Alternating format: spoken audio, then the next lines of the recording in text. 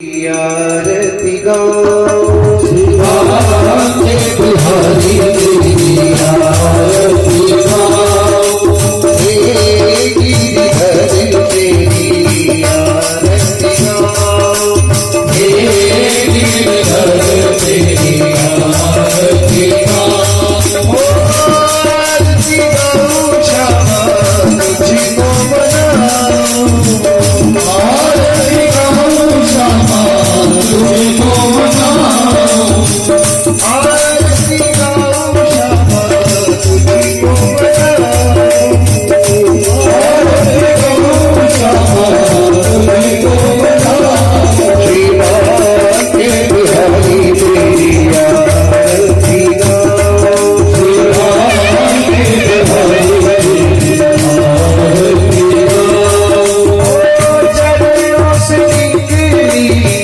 गंगा प्यारी चरणों से निकली गंगा प्यारी इसने